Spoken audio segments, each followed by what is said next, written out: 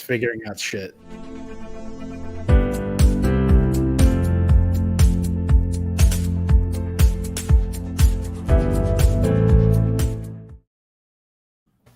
What's going on, everyone? Welcome to the first annual Season Gaming Awards. We're looking at 2020, and I am joined by the majority of the Season Gaming crew today. It's going to be a lot of fun. Really looking forward to this. So let me just go around the horn quickly and tell you who we have with us here. So on my right, I suppose, Mr. Elu Spook. How are you, sir? Oh, doing well. Happy to see you. Yep. Elliot, Direct Gaming, from all the way from Australia, nice and bright and early in the morning. How are you, mate? Good, mate. Thank you for having me again. Should be fun. Of course. Going down to Phasma, Angela, coming from, I presume, sunny Las Vegas, because it's sunny all the time there. Yeah. Hi. Thanks for having me on again. Very excited to be here. Of course. In the middle, my partner in crime, Wooden Chair Mafia leader, I believe, Mr. Dan Rodriguez. What's going on?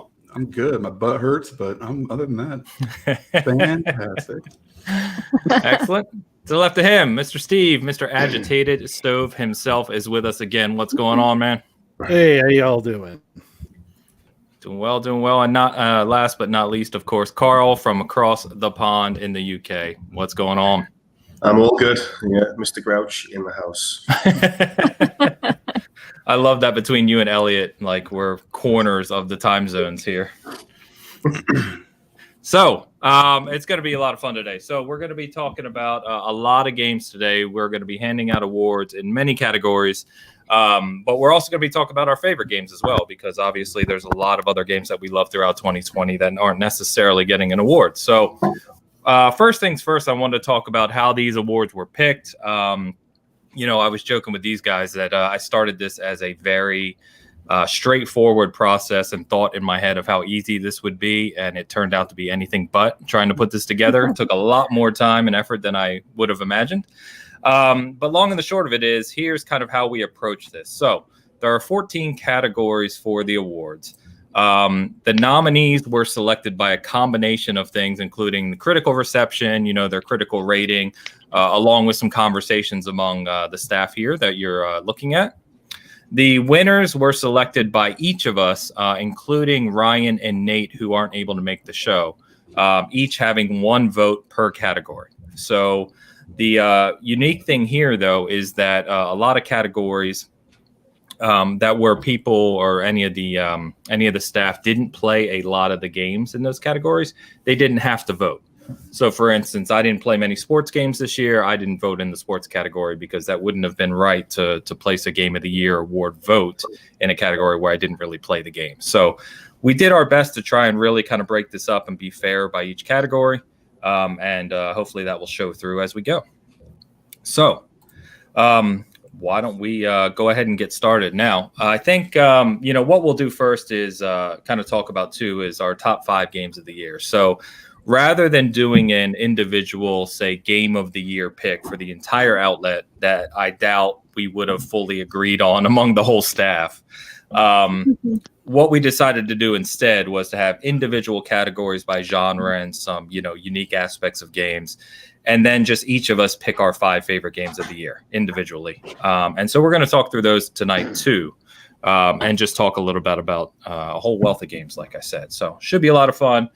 Before we even fully get started, I want to give a quick shout out to Diego Dinero Primero, who did the graphics for us. He did the award design I worked with him on. All the awards you're about to see. As usual, he does everything for us here at Season Gaming, and he was utterly fantastic, as he always is. So it's been an absolute pleasure working with him. So chat, what's going on? I see Mo. Oh, there's Diego right there. I wasn't even looking at chat. So shout out. Thank you, sir. Good to see everyone in chat. So let's go ahead and get started. We'll start with an award. So first award we're going to talk about today is Best RPG. And I'm just going to go kind of down the list of how we had our tally originally set up here. So the nominees for Best RPG were Cyberpunk 2077, Yakuza Like a Dragon, Persona 5 Royal, Wasteland 3, Assassin's Creed Valhalla, and Demon Souls. And the winner this year, for if I can find the award somewhere in the list here, is Cyberpunk 2077. So I don't know how many votes. Again, I have it all categorized here, but I don't know how many votes of the crew voted for this as RPG. But the nice thing here as we look through these awards was that there was only one tie out of all the categories. And in the case of a tie, we just go to the critical kind of score and reception of the game, which we'll get to. But this one handily an RPG. And I think, we're probably going to talk about Cyberpunk. At least I am several times tonight. But otherwise, that's our first award. So anyone want to give any thoughts on the RPG selection? Who wants to start? Who's going to hold that grenade? Cyberpunk is, I said it before we started, Cyberpunk is like fast food where it looks really good, like the pictures of the food, you have it and it's kind of mixed feelings, but then overall it's not, it tastes awesome, but it's not great, but it tastes awesome. So it's like I love everything that Cyberpunk did.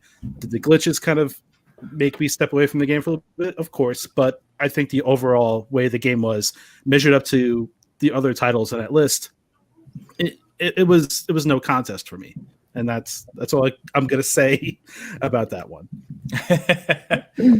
Yeah, and I think outside of this show, and even in our own private chat, we've talked about Cyberpunk extensively, and there's a lot of things you can mention with it, but we don't need to go into in this show. But I think for me, from that perspective, and just you kind of nailed it, Steve, for how much time I put into it, how engrossing it was. Like I think you said it before the show too, or Carl did, is that I've got nearly 150 hours into it now, right? It released 3 weeks ago. So you don't put that kind of time into a game if you don't like it, right? It's doing something right. So the fact that every time I wasn't playing it, I was thinking about playing it, I think says something. So yeah, it has its faults, it has its bugs, as we all know, but fantastic game. Yeah, totally agree. Yeah.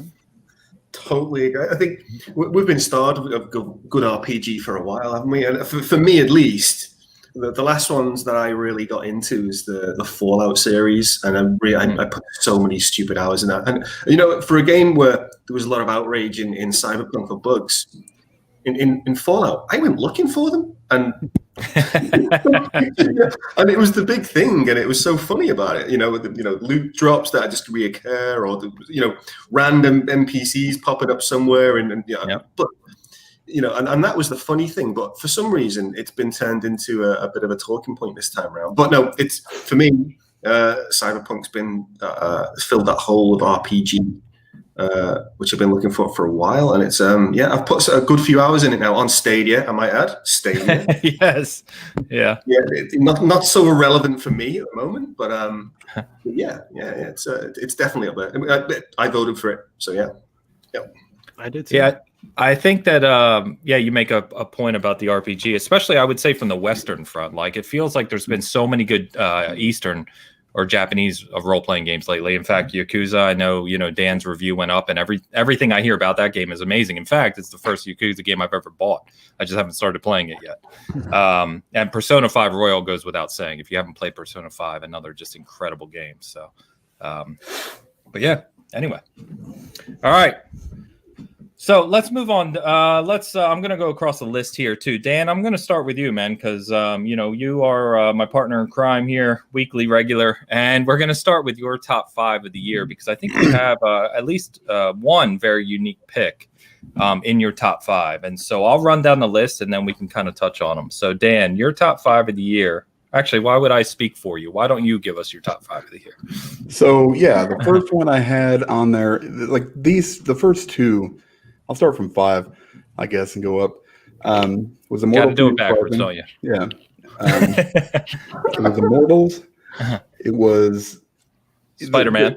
It was Spider-Man. Yeah, my whole real. If you look at my list, it was like mostly surprises. Okay. Like games that I didn't really think were gonna, I was gonna like, or that I didn't know enough about to really give like a. To get super hyped about. aside from maybe Spider-Man. But Immortal Phoenix Rising kind of came out of nowhere. It was a fantastic game. I'm still playing it right now. It's very Breath of the Wildly. I'm sure people say that it is, but it's also it's nice to see something fresh from Ubisoft. That's not Assassin's Creed or Far Cry or the same crap all over and over again. So I think they really hit it out of the park with this one. 4, I think it was Spider-Man. Miles Morales. Yep. Yeah, that one was just more of a personal game for me. It hit a lot of good notes. It wasn't as big as the first one. I'm a big Spider-Man fan, and just the story, the way they did it. Insomniac, I mean, they're probably my developer of like the decade. They continue to put out these high quality games, and they just have so much more coming too, which is crazy to me. Like they just keep nailing it. So Spider-Man was fantastic. Third one I think was Yakuza, Like a Dragon. It was the one that I thought I wouldn't play until it came to Game Pass. And then actually I was talking to Nick Undead on Twitter and on his show, and he kind of convinced me. I mean, not that it took very much. It was like basically pushing me over the edge that I was standing on already. And I picked it up and it was fantastic. Ryuga Gotoku, I think is the studio. It was, they continue to put out amazing games with amazing stories, and the turn-based, format. It borrowed so heavily from Dragon Quest. It was amazing game.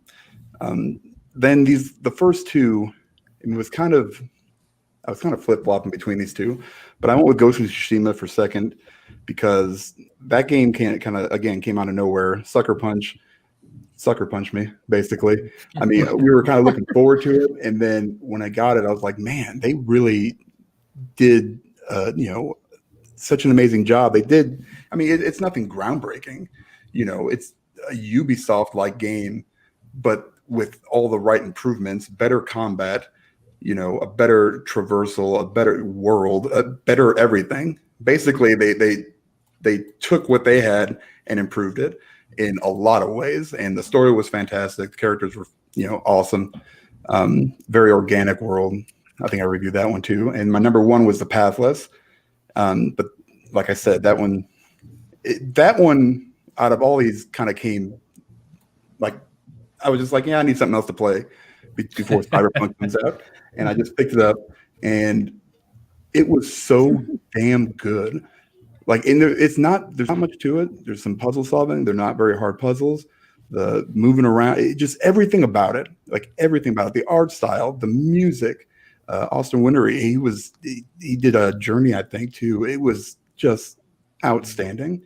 It was basically just like this conglomeration of like all these different studios / composer / I mean, I know Troy Baker is technically in it, but you can't really understand what he's saying most of the time. So I'll give them a pass for that one. But out of all the games I played this year, which was a crap ton, I will say, I played quite a bit. Thanks, COVID. But it was so unique. And I'm not into the indie game scene at all. I mean, I'm not a big indie gamer. Like every once in a while you find one that's The Pathless was awesome. And it's going to be one of those that I'm actually playing now side by side with Immortals just to get my platinum trophy on it. So it's that good. It's so good. I'm glad, that, it came out. I mean, it runs great. It's just, I don't know, man. It's once the other people play it, I think they'll kind of see what I'm talking about. But I know a lot of us here at least haven't really played it. I might be the only one actually, but it is what it is. It was a great game. Loved it. So that was my top 5 of the year. There was a lot, but here's the thing with this list, and especially given the situation, I think what we need to celebrate is the fact that there were so many good games that came out in a year that we thought, first of all, that was completely wrecked, by a lot of, what was going on. And we still got these high quality games. And there are a ton of them. Like I made a top 10 list before I did this. and things jumped around all over the place. Yeah. And it's just so many good games. It was really hard to make a top 5. It is because I mean and I wouldn't have expected it. After May, I was just like, man, we get what we get and we'll be lucky. But they continued to come out and they continued. I mean, and shout out to the developers for putting, for doing what they did and giving us, fans of the hobby for, just so much to choose from. And, in a year that we needed it. I mean, we really, really did. So it's been a banner year for games. I mean, this is one of my, probably top 3 game years, just in terms of games that have come out. It's been amazing. And I hope 2021 keeps it going, man. Yeah, fantastic. Well, excellent. Pathless is one. I know you and I have talked about it a lot. I really want to get it physical. I know that came a little bit later or separately. And I know you said it's a shorter game, but like just such a good experience that despite it, I think it's what, $49.99? Yeah, it's not there. I think it's at the price point it's at. Maybe you can wait for a sale if you don't want to spend that much, but I'm going to have probably, when I'm all said and done with it, probably 20 to 30 hours into it. So that's fine with me. And it was so good, so much fun. Nice. And that's really, when I did this list, I was like, what are going to be my games? And we might have all had different criteria. Like, do I do it based on well, this game was, critically better, objectively, or what games did I have the most fun with? Yeah. And I think that's kind of what I went to, so that was kind of how I thought about my list. Yeah, I was the same way. In fact, I've got 3 on my list that no one else has. In fact, I was looking across while you were talking, Ed, I was looking across at all of our lists and, top 5 of the game. And yet there's only 9 of us. And yet we have 22 different games listed.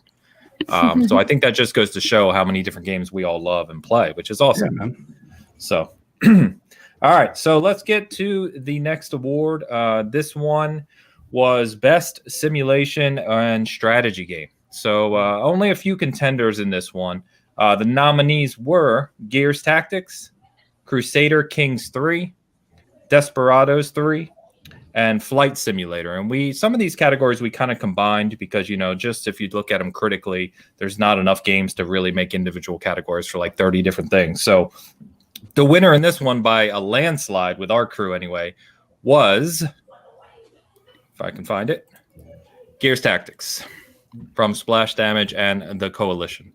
And so I know for me personally, I did play this game quite a bit. I want to go back and play it on the Series X now instead of PC. But I know I just had a really good time with it. And if you haven't played it, it's not only a really accessible kind of tactical game, but the cinematics and the design on some of the boss battles and some other aspects of it are just absolutely incredible. Plus, if you have Game Pass, you can play it for free. So there's no reason really not to check it out. It's a fantastic game. Anyone want to contact on Tactics? Yeah, I absolutely love it. It's so good.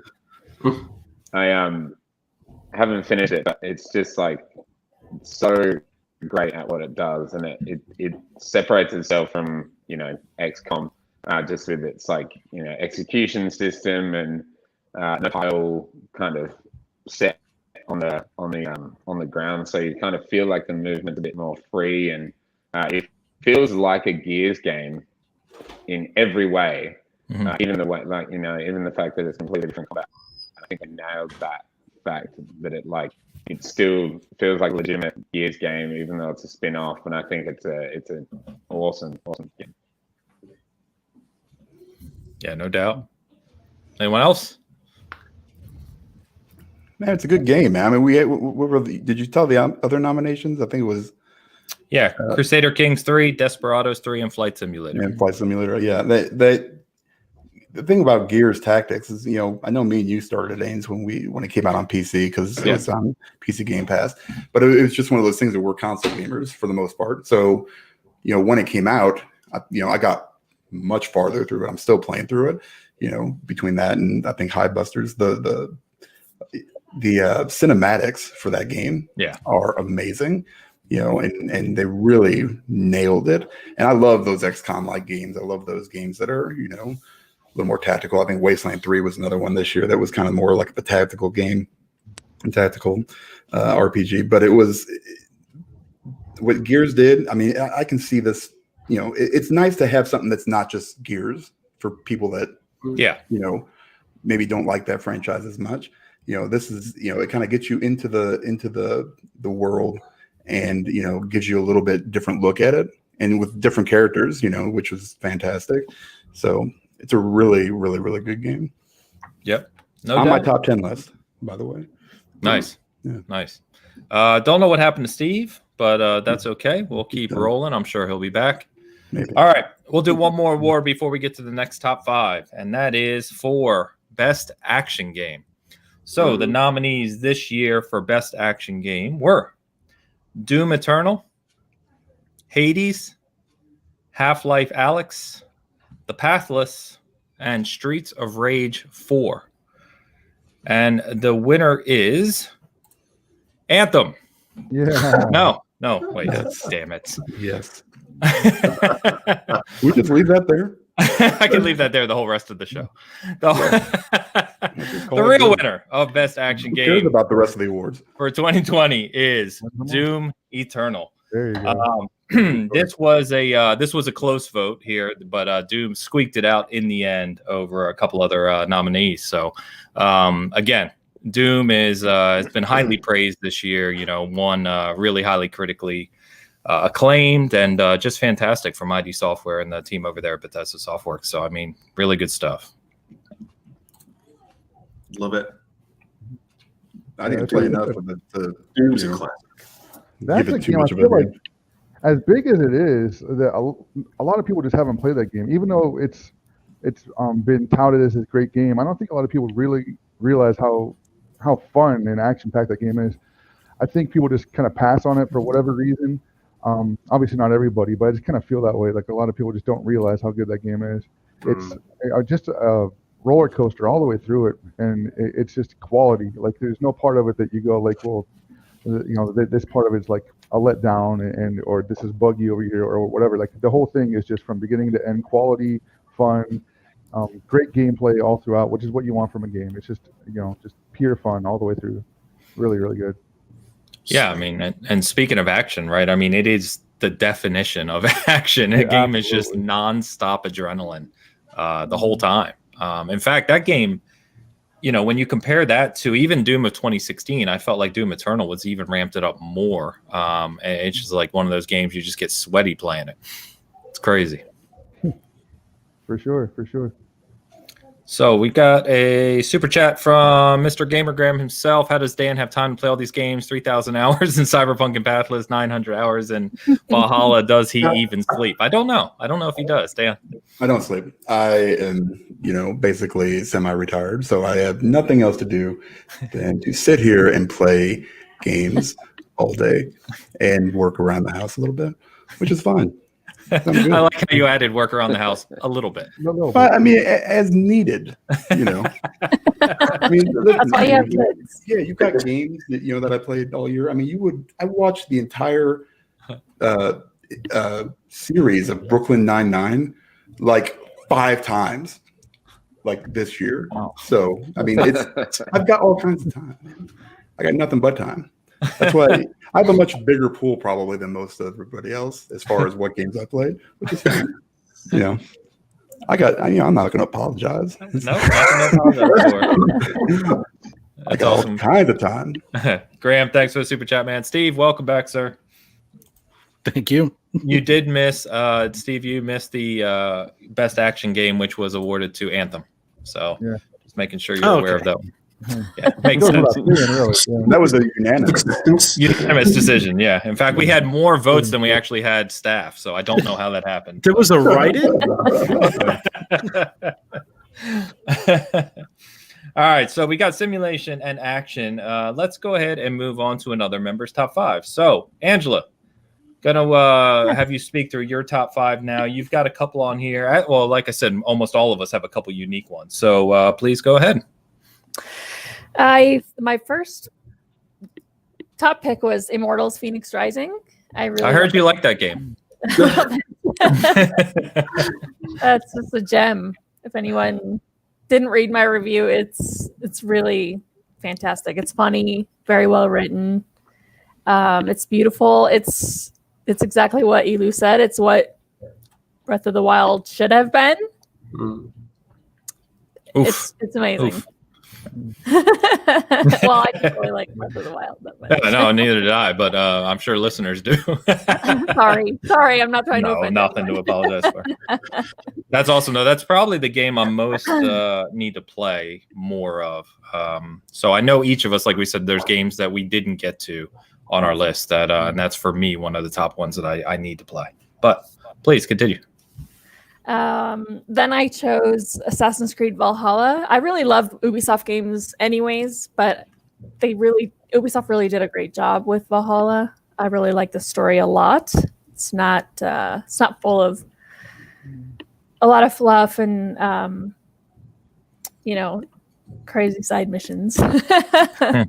But it's fun. It's really I really enjoy the game a lot. I also chose Animal Crossing, and that game came out at the perfect time because it came out at the start of the pandemic, and it really allowed us to come together with family and friends in a way that we couldn't, because we couldn't go out. We still can't, but we couldn't go out with people.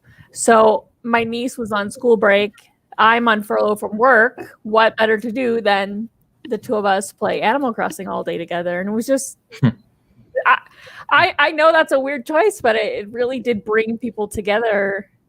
It sold very well. I think it's funny, I think, honestly, because I think for this group, it's a more of a unique choice. But I think for gamers at large, it's probably one of the most obvious choices because it's probably sold like 30 million copies. It's easily the best-selling game out of any game we're going to talk about tonight. And so people just love it. And to your point, I think it has a great reputation for just bringing people together in a casual kind of fun way. So I don't think there's anything wrong with that selection. I also chose Tell Me Why. You know what? I really liked it a lot. It was very well done. I really enjoyed the story. It's beautiful. And anyone who's, enjoyed Life is Strange will certainly like Tell Me Why. And lastly, which begrudgingly, I just ran out of games that came out this year. I didn't expect to see this one on your list. Yeah. Well, I chose The Last of Us Part 2. Oh. And so I don't love that game. I don't hate it either, but I don't love it. And but hey, I can acknowledge Naughty Dog did a really great job on the game. It has issues, but we don't need to talk about those. But it's beautiful. The combat's great. I love the enemies. Yep. It's in my top 5. Yeah, I will say I didn't expect to see that there. But to your point, whether or not, I think all of us have talked about that game extensively. But whether or not you had issues with what they did with the characters or the story, et cetera, you have to recognize the kind of superb development talent that it took to put that type of game together, because it is really incredible at times. Yeah. Awesome. Thanks. Anyone want to comment on any of those? Any other Animal Crossing fans I'm unaware of here? Great. I think I saw someone in chat. Lady said it, right? That was her game of the year too. Her game of the year as well. See, and again, I think I would think there's probably millions of people that feel the same way. So fantastic. It's another Nintendo one. Nintendo just print money. Yeah, pretty much. They really do. No matter what they sell, anything. Well, they do. They sell the same games over and over again. We all buy them. So. Yes. Well, what was it? The 3D collection of games that are 25 years old now, that weren't even really truly optimized. They've released and it sold out right away. They sold like 5 million copies of it in like a couple weeks. Yeah. They need to do that with Metroid. I'd buy that in a heartbeat. I don't know up or whatever it was. I would buy Metroid Prime. I think that's what they're going to do. I think they're supposed to be doing a Prime trilogy, right? Yeah. They're supposed to do a fourth one too, but they're like, "Oh, we're just starting on it." Yeah, they completely restarted development. Like, yeah, we scrapped it. Yeah. The one thing with Nintendo, and I have a feeling that they're trying to redo that whole Disney Vault situation, where they take the games, here you go for a little bit, and they take it away. And I think Mario might be their first experiment into this. I feel like we're going to see it with Legend of Zelda. We have to. They'd be stupid not to. We'll see it with Legend of Zelda. We'll see it with Metroid. We'll see it with like other titles that have always been great. And then, after about a year, like, oh, Mario's back. And then everyone goes back and grabs him again. Yeah. Cyclical. Yeah. It's kind of disgusting in a way, but it works. It does. Money. Yeah. All right. Let's move on to the next award. So next award is for Best Adventure Game. And some of these categories were pretty hard to get the nominees down, but our nominees were pretty strong contenders across the board in this. So the nominees for Best Adventure Game were The Last of Us 2, Ghost of Tsushima, Ori and the Will of the Wisps, Immortals Phoenix Rising, and Watch Dogs Legion. And the winner, again by a nose here, was Immortals Phoenix Rising.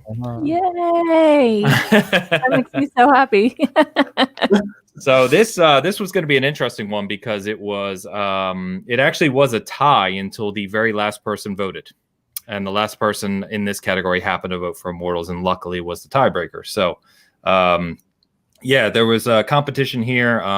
It was actually tied with Ghost of Tsushima, and we got the extra vote at the end for Immortals. So congrats to Ubisoft and Ubisoft Quebec. And as we already kind of commented, I think a lot of us, not me because I need to play it, but I know Angela already spoke to it. And I know Elu, you as well, and a few others have said that this is just a really, really enjoyable game. And I think that, it came out late in the year. It only came out a few weeks ago, right? But I think that the more people are catching up and starting to play it, you just keep hearing more and more positive things about it, which is really cool. It helps that the game's on sale. That's true. $30, you get an awesome game. Probably the best game I ever bought for $30, I'll say. Yeah. It was on sale on Stadia for about 30 quid, rightly. It's the same price on Stadia, you said? Yeah. I'm just looking at the show now, yeah. There you go. I don't know why you do that, but go for it. No.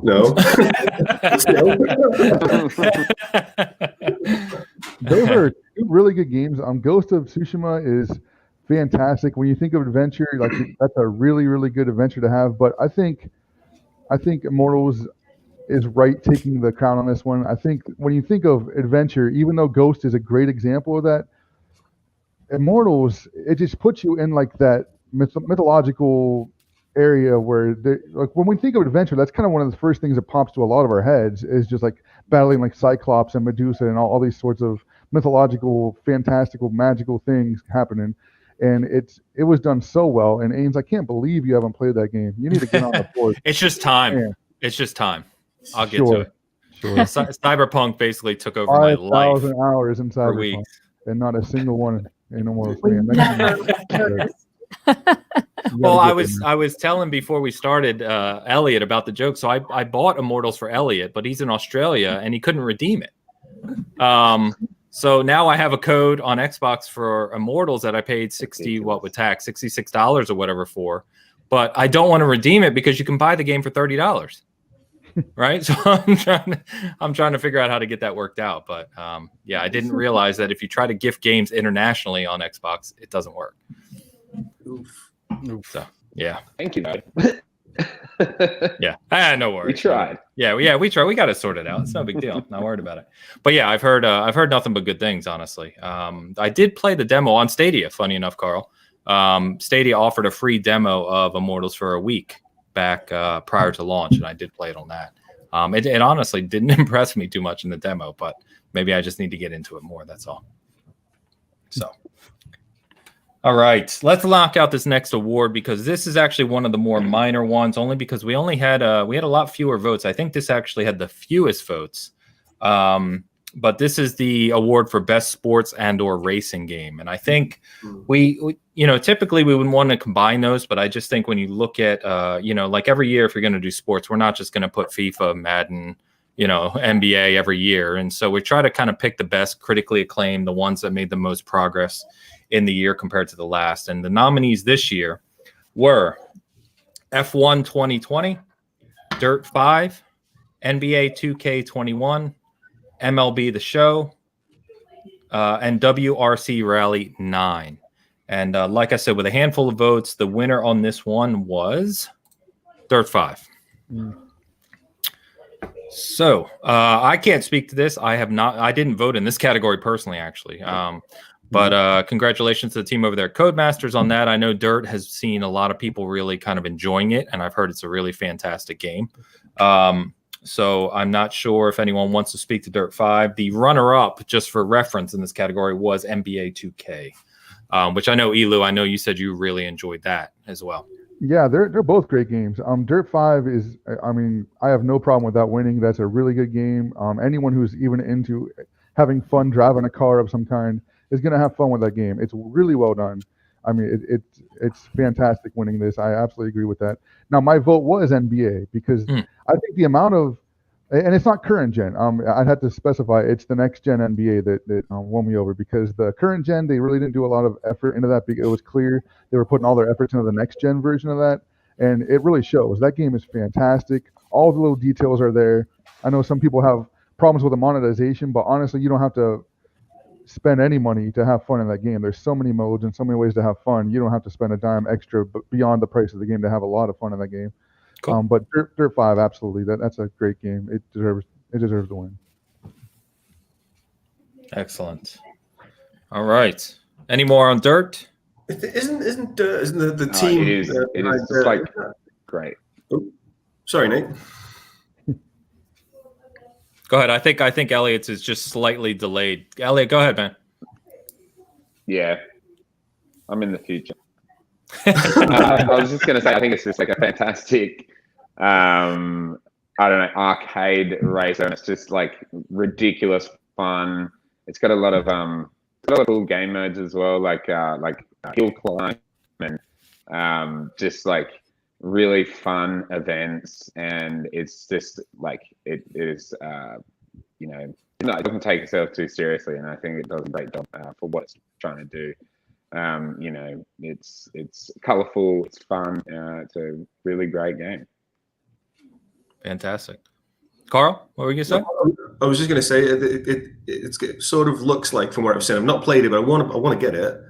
It's not like you guys haven't had time, but it seems to be, like, reminds me a little bit of Motorstorm, and it's got a bit of that DNA. So yeah, probably want to pick that up sometime. Yeah. I'm completely with you. It'd be fun. Those types of games are just fun. They're fun to just throw in for a little bit of time and enjoy it. And I just haven't gotten to it as well. Super chat from Cloud. Cloud couldn't join us tonight. He said, sending love from Zamboni somewhere in the barren land of Canada. Cheers, everyone. Thank you, Cloud. Yeah, sad he couldn't make it with us today, but appreciate that. And I am going to speak to, I believe I have his top 5 list, so I am going to speak to his and Nate's, even though they're not here. So, cool. Let's move on to the next top 5 list then. Steve, I'm going to move over to you, mate. You have some of the games we've already talked about here on your list, but of course, I know the game you want to talk about most. So please go ahead. I am quite basic with some of the Game of the Year stuff. So really quick, I got Cyberpunk 2077 on there. Talked the game to death, but one aspect I really wanted to look at was I come from a tabletop background, D&D, all sorts of stuff. So it was nice to see that game had a lot of roots in their tabletop world, like the stats and everything and the perks. Like, I think one of the things that no one really talks about is that transition from playing a game that is a tabletop experience and bringing it to your virtual world where you don't have someone else telling you yes and no what you can do, all on you. I think that's one of the things that no one really talks about, and I love that. They need to, because it's not an easy thing to do, and from everything I've read and seen, they've done a really good job of keeping true to that world.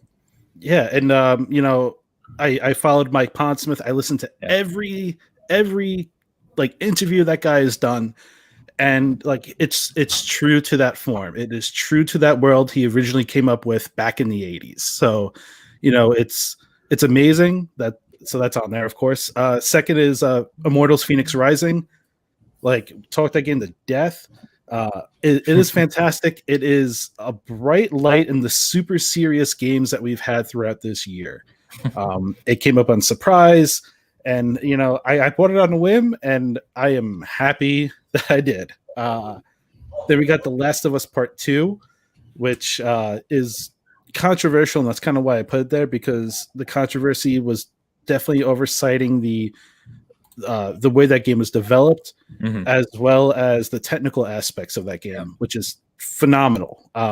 You put that game up to any next gen game, put it side by side, and you'll blow, like, your mind will just blow up in pieces when you just look at the quality of the facial animations of Ellie and crew on that game compared to like things that we're seeing that's not even out yet. So, and even just the sound, like the ambience and like the way that rain drops and hits certain things, it's just mind blowing. So much quality in that game, and it's overseen. Then we got Ghost of Tsushima, which I mean, what can't you say about that game? That game was great, and it's funny because that game, a lot of people were like, I don't know, and it was amazing. It's one of my favorites. I'm thinking about replaying it again. And even like the free multiplayer add-on was just like, they didn't need to do it at all, but they did it. And I can't wait to see what they're going to do for the next game. And also, damn, those loading times. Though, like, you died and you were back in the action faster than like Godfall said you'd be. It was amazing. It was a technical marvel, that game, when it came to stuff like that. And an open world game too, mind you. Like, Grand Theft Auto takes like 5 minutes to load. This whole island load up in seconds. You're like, and like everything resets. Like other games, like Godfall, for instance, a next gen game. If you killed 5 people and there was a group of 10, the game loads up and there's still 5 people left. Like the other, you don't start from scratch. That game, it was like, here you go. We're gonna put you right back to where you were within 5 seconds. It was amazing. And then Godfall's number one, right? Oh no. Okay. At least they're gonna have paid DLC, which I'm gonna play because I have to. So number one's Hades. I'm sorry, I call it Hades for some reason. It drives my wife nuts, but Hades is my number one. Every character in that game is amazing. The artwork is amazing. The story is just so good. It's just the story of Zagreus and like it's so funny. He talks crap to his dad and treats him like an ass, and you're like, oh, that's terrible. But then everyone else he's like super nice and chill with, even the people that hate him. It's just a great story that comes together in such a weird way. Like, things happen, story elements happen, plot line happens, and you don't expect it to happen in the way that it does. And like everything is just, that game was definitely game of the year for me.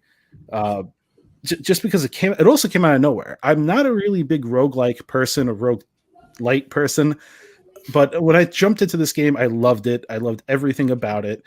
I try to find flaws in it, and I'm like, the only flaw I can find is that sometimes I get one quick second of lag, but that's it. I can't really blame the game for that. There's so much going on, and every time you go in, you're just like, you beat it once, but you want to keep on going.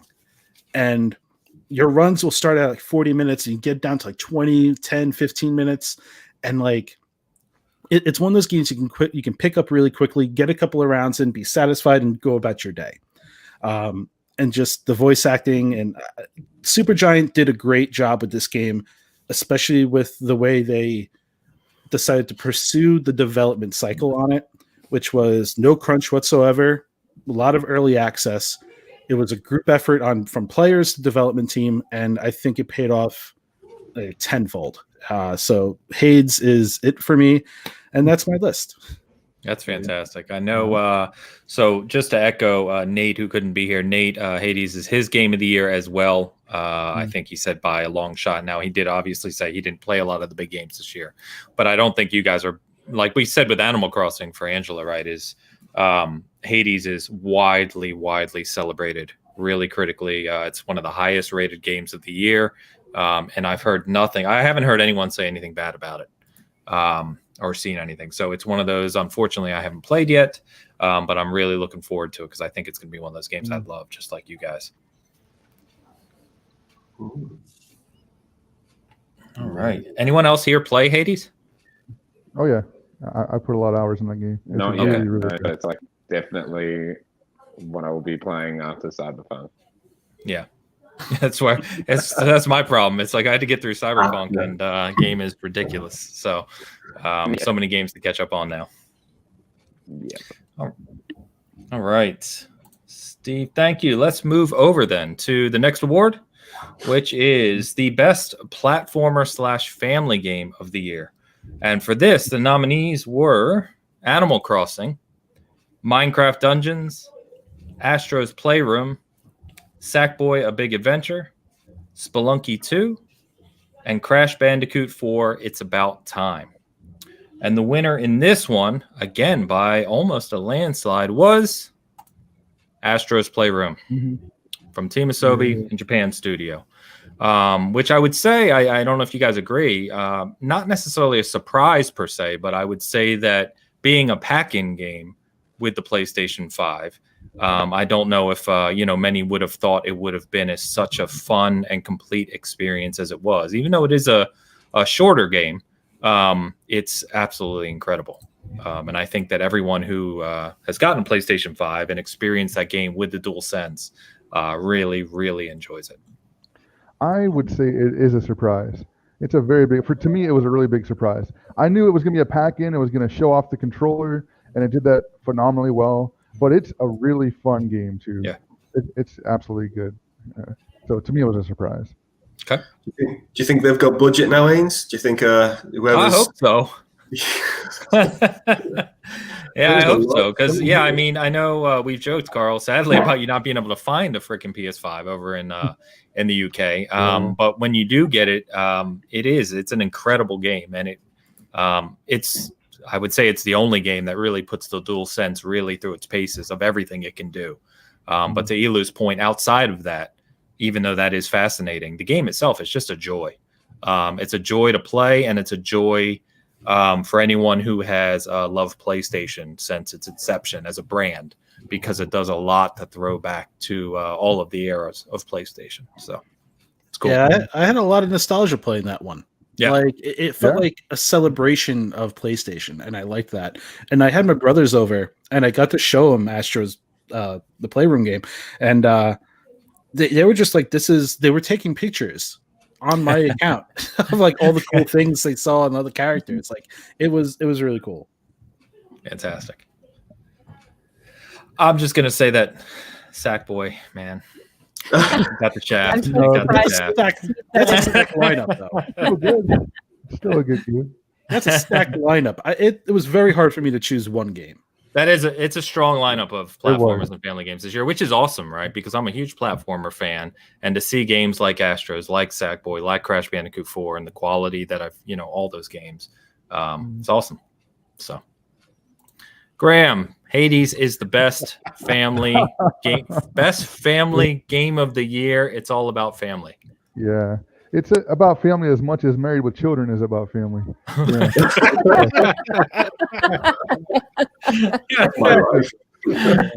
Oh my God. Thank you, Graham. All right. Okay. Let's get to let's knock out another award then. We'll do the next award is Best Remake / Reboot. So now we're going to get out of the genres and move into some more individual awards. One of our qualifications for the awards this year is that no remake or reboot can be up for the Game of the Year or Major Awards. So the Remake Reboot Award nominees were Demon Souls, Tony Hawk's Pro Skater 1 and 2, Final Fantasy VII Remake, Resident Evil 3, and Observer System Redux.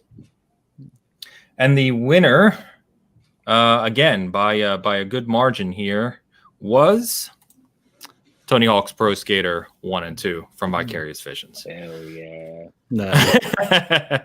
Yeah, I was happy to see this one as well. You know, I love Demon's Souls too, but this game, in my opinion, is one of the best remakes / reboots I've ever seen.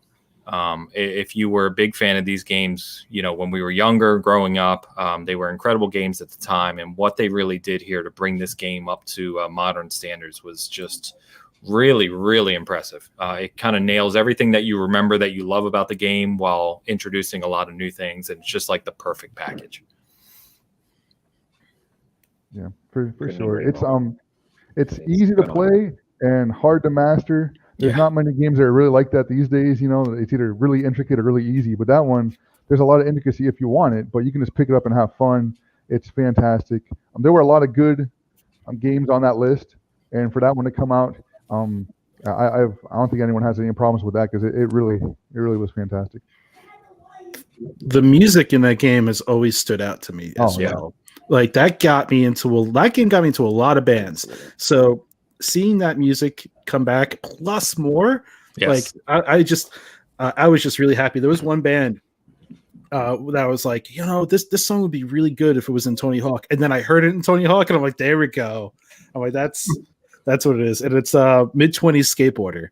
Like that song, I was listening to that band Pew Pew Pew like for a while, and I'm like, this should make it in the game, and so that's what I got.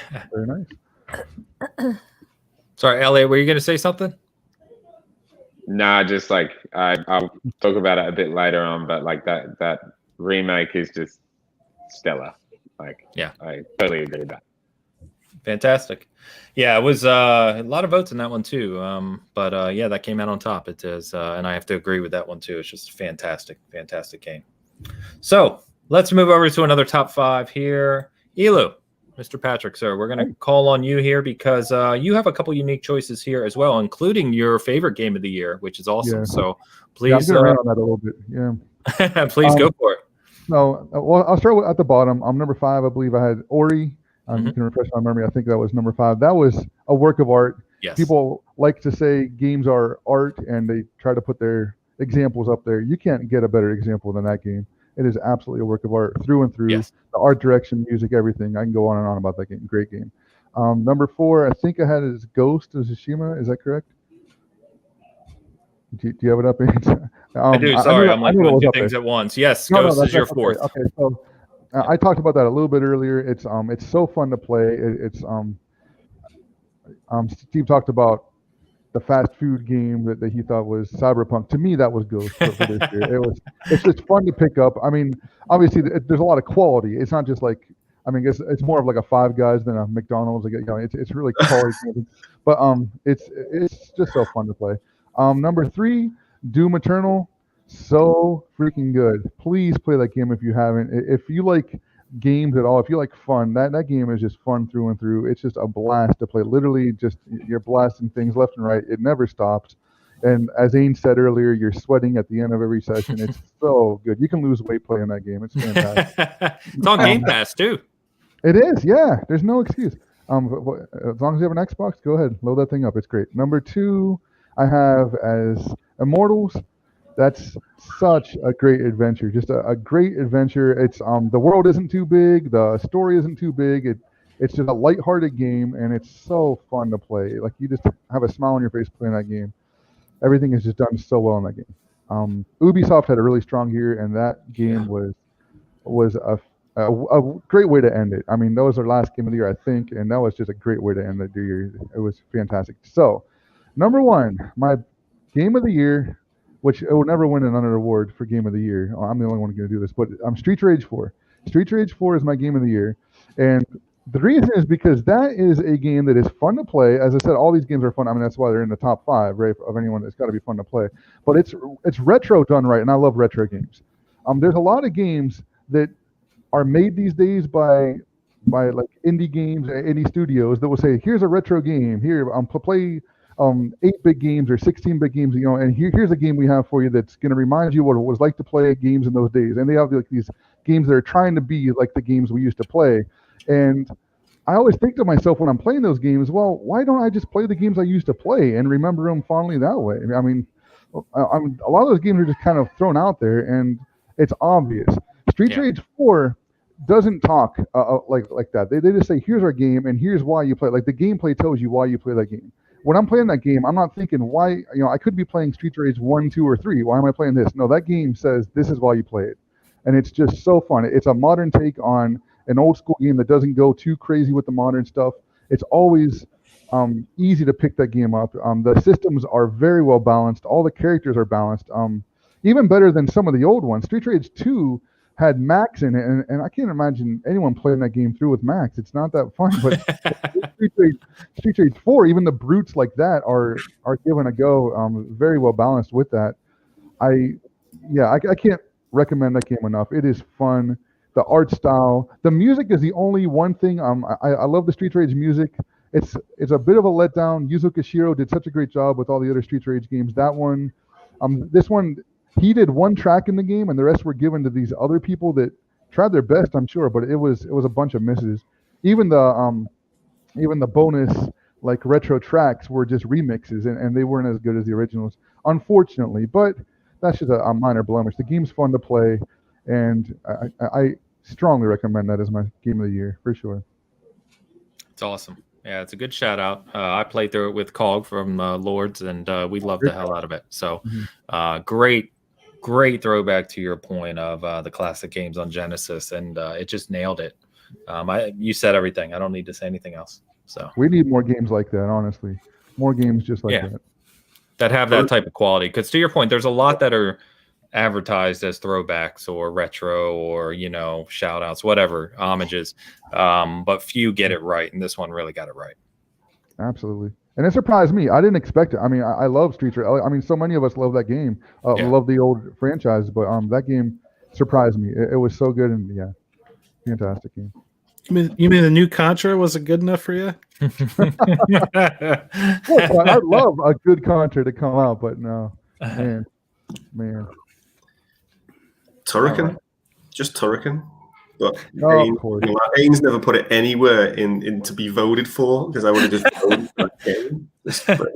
No Monster Hunter either. Hey, you wait, but you have your own list that I'm looking at. It's not on there.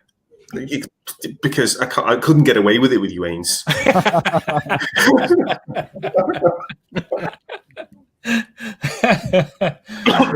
All right. All right, let's move on to a couple more awards.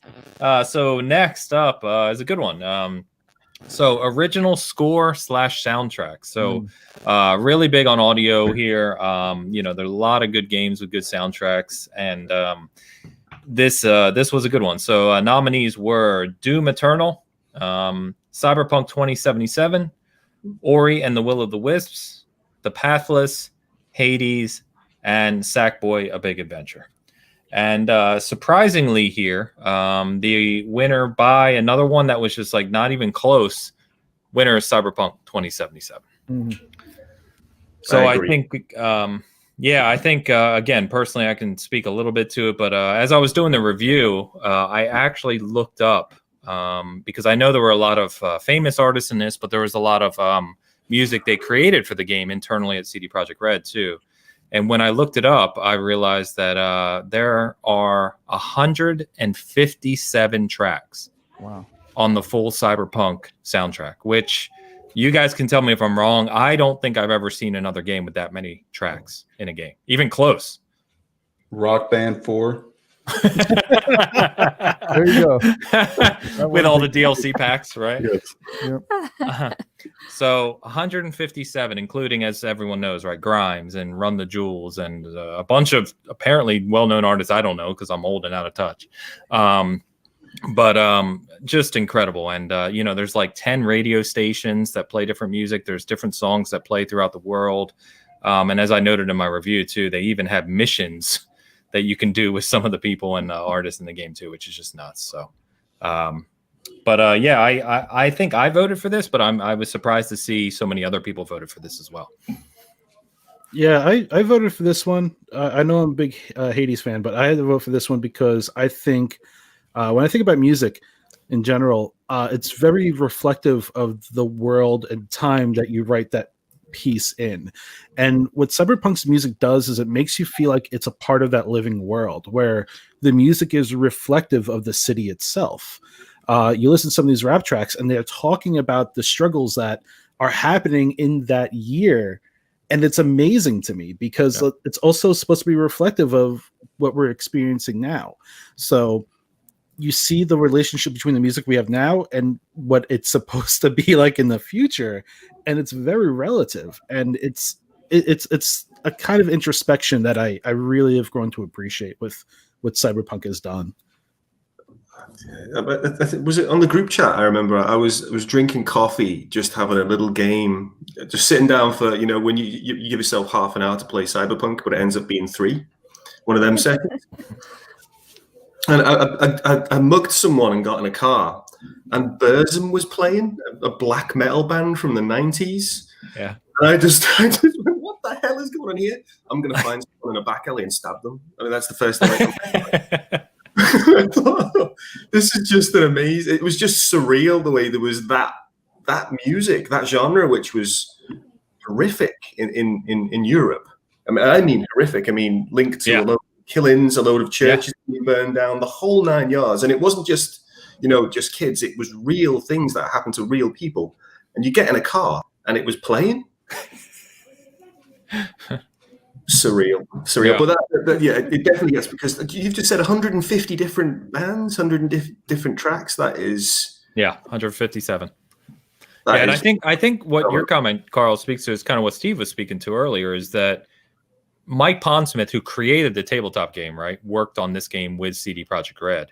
And I think that, to your point, this is black metal from that time period, right, when the game was kind of going through its popularity at the tabletop side. And they they kind of nailed that aspect of it. So I think it's just the breadth of the soundtrack, I think, speaks volumes. Okay. So nothing more on score and soundtrack. We'll do another one. This one is the award for one of my favorite categories, actually, artistic direction.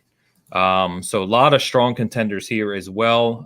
The nominees formally are Cyberpunk 2077, Ori and the Will of the Wisps, Ghost of Tsushima, Hades, Sackboy Big Adventure, and Immortals Phoenix Rising.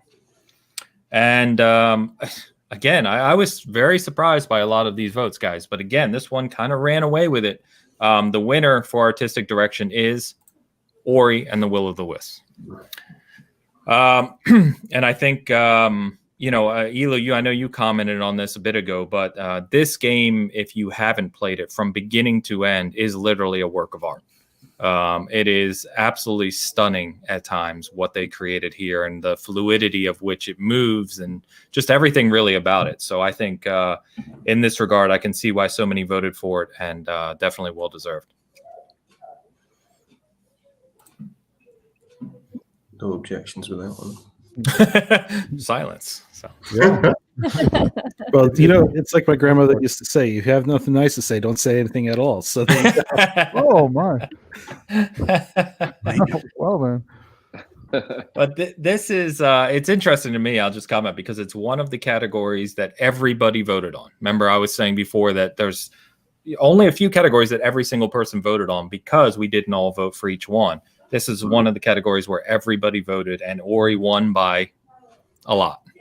So I'm surprised no one else has anything to say on it. But so I'm the only guy who voted for Hades. That's what I got on that one. Hades was really, really good, and then for me, it was neck and neck between Hades and Ori, honestly. But I gave Ori the nod just because there's so many little touches and details. There are in Hades too. I mean, Hades could have won this, and I would have been just fine with that too. But I think Ori got the nod just because of little details, and I mean, every background of that game is just an absolute painting, work of art, beautiful thing to look at, and it's so many little everywhere you go in that have just these little touches of color and splashes of things that just put you in this place that is just magical, and I love that game.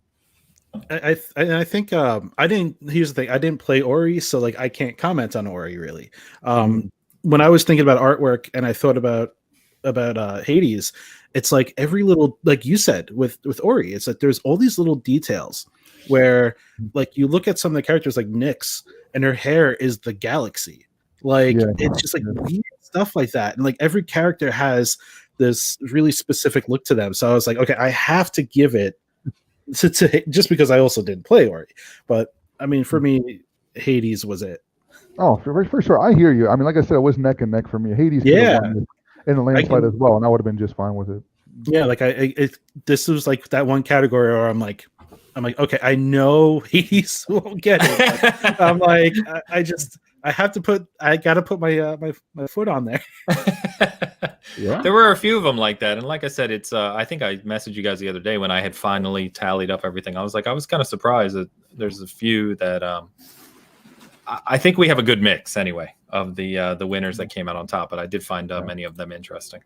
So, all right, Carl, let's talk about your top 5 because you've got a few unique ones on here as well, including obviously your favorite game of the year, because I think you might be the only person in this panel that can actually speak to it. So I'd love to hear more about it.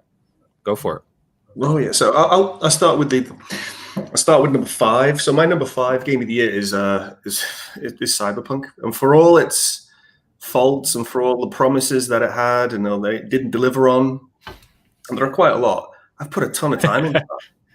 I've put a ton of time, and it's been enjoyable. So in regard, and I may come on group chat sometimes and say I just have to reset again, thing. But you know what? Regardless of that, it's a good game. I'm still putting time in it. I'm enjoying the story. After this, I'm going straight back on it. So that speaks volumes, doesn't it? So Cyberpunk was definitely on there. Doom Eternal, because Doom's just Doom. I love that franchise, and I probably come at it at a different angle to some of you guys, because I'll play Doom on the PC, I'll play it on the PlayStation, I'll play it on the base Xbox as well, just because I just want to see differences. Because I'm stupid like that, and I'm interested in that in that type of thing, and I know it runs on Vulkan and yada yada yada yada. So, but Doom isn't a game itself. The mechanics of Doom, I just love it, and the soundtrack. And you're right, it is just it's adrenaline personified. Doom Eternal, it's great. It is great, and it's so fast as well. And I don't think enough gets said about the multiplayer. That could have been, if it was properly sort of spun and advertised. I think that could have been something, because that harked back to the 90s of railgun and rocket jumps. Mm-hmm. It was brilliant. It could have been brilliant. Yeah, it's a shame, because I actually really enjoyed Doom multiplayer in the 2016 game too. But it just doesn't seem to take off in these games nowadays for the Doom games. No, it's sort of started to remind me a little bit of Quake 3. The rocket jumping, railgunning, but it is what it is. But Doom, definitely. Call of Duty, well, Warzone for me is brilliant. I like Warzone. I haven't played it recently because of Cyberpunk, but Warzone is just, I think that's been a phenomenon. I do not think that game is going away. I only think it's going to evolve. And you're going to get new seasons, new flavors. And you know what? It's giving the likes of Fortnite a run for its money and Apex. Yeah, I haven't looked at the stats, but I'd say it is up there as popular, and it's probably a different age demographic. It goes to that game. It's so big, And again, it's great on PC. I think they've passed either 70 or 80 million players. I mean, it's up there. Definitely, definitely, and it's a big money spinner, and obviously they see it. So yeah, it's going to be in there. The Last of Us 2, because it's controversial, but I think, Steve, you just hit the nail right on the head when you said it. That game is just so detailed, and it's a testament to the ICE team in Sony, the Initiative for a Common Engine, the people who sit behind the technology of that game. They get licensed out to build hardware, so they got licensed out for the building likes of the PlayStation 5. So some of the direction in the way that machine's been made is not just Cerny. It'll be like the influence of the ICE team as well. And they go across all the different studios in Sony. So but it's so detailed, the animation, and as you say, you could put it next to a next gen game or a current gen game now, whatever you call it, and it stands the test of time. You could look at that and think, okay, yeah, it looks next gen. It's phenomenal, and the game itself, the storytelling, the animation, top notch in every way. But all of that gets kicked to the road. It gets kicked to the side of the road with Half-Life Alyx. That is just phenomenal. And this thing here is your hands, your touchy, your feely in the world. It is just, I can't even put it into words. If you like the original Half-Life series, if you like that, I mean, I grew up in the 90s. If you like that post-apocalyptic world, you can really immerse yourself in Half-Life Alyx. It is just phenomenal. That horror type thing to it as well. That it's just, you can see where gaming is going to go. Okay, it feels a little bit on rails sometimes. I think there needs to be a bit more freedom. It's not perfect, but for what we're going to get in the future and just where games are going to go, the direction of, and the storytelling that can be enabled by that genre is just on a different level to anything on that we've talked about so far. And if you've got the means to play it, if you've got an Oculus, or if you've got like a high-end VR or something, I recommend go and purchase it right now. Go and download it, and just get straight in there, jump straight in. It is phenomenal, absolutely phenomenal. My best game of the year, and I haven't played that much of it, but it's just totally ruined my perception of other games. Amazing. Wow. I know it's one of the highest rated games of the year, regardless, like of any platform. And I've heard, again, everything that you've said. I've heard that it's incredible. I just I need to find a means to play it because I don't have any PC VR unit right now. But I don't know if I want to buy one just for that game. But the way some people make that game sound is like it's worth it. Yeah, that's the problem, the accessibility. So I bought my daughter an Oculus for Christmas. And as I said in chat, I just give her some money and said, let me have it for 3 hours. Thank you very much, Melissa.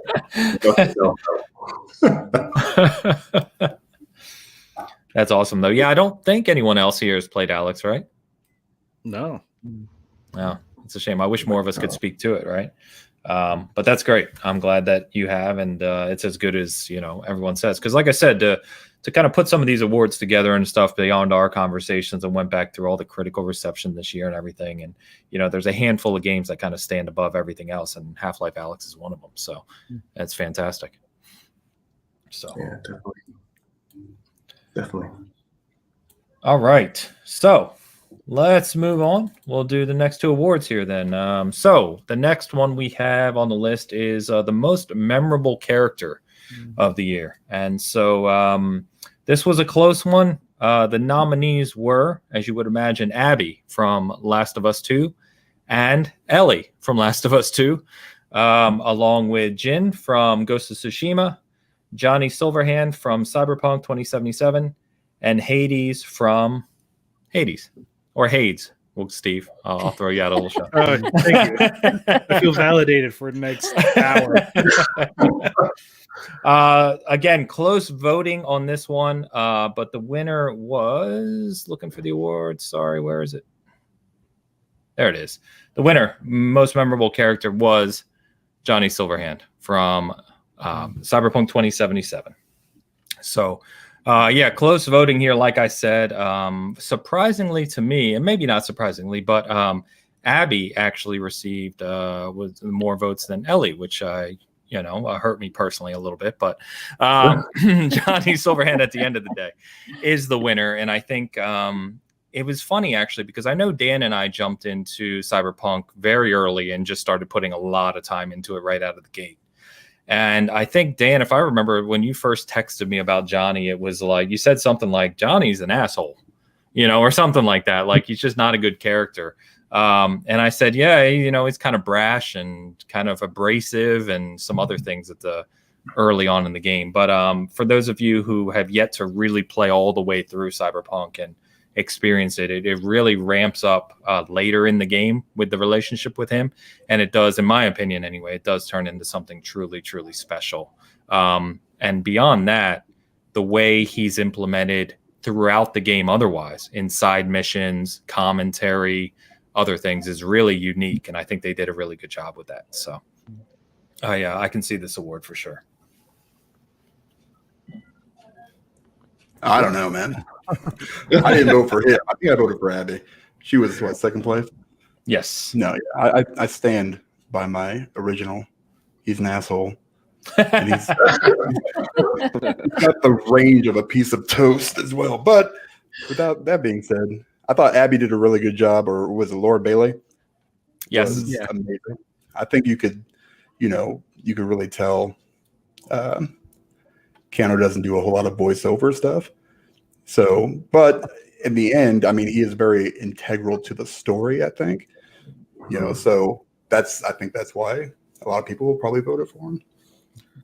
I mean, I voted for Johnny Silverhand just because I felt that he brought the cheesiness needed for Cyberpunk. It's once again, it's a game that's a commentary on where we live now. It is. And he's cheesy now. I love Keanu, but he's cheesy now. He's been cheesy in the past. He's cheesy in the future. And just the way his character was, it was it wasn't the best acting, but it was just he really, really nailed what it's like to have that kind of a character in your head, Yeah.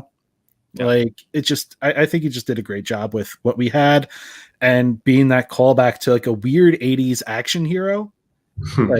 It's just that's he kind of nailed it. I was yeah, it might be, some lines might be cheesy, but man, he did a good job with it. I couldn't imagine anyone else doing that role. I mean, he looks just like him.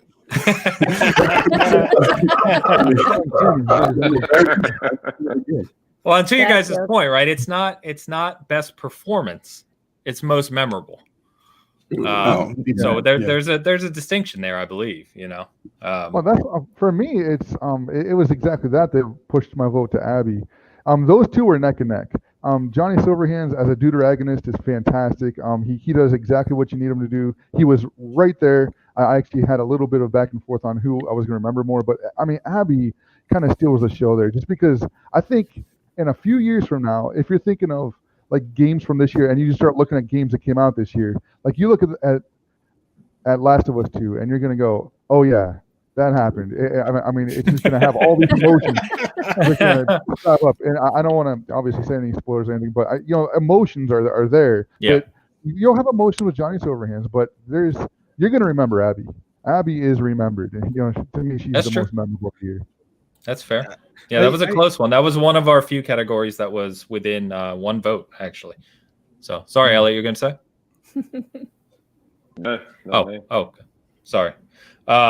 Yeah, so good one there. But it's funny we described Last of Us 2, and I think, not to take us off topic here, but I think to your point, Elu, it is a game I'm looking forward to replaying in the future.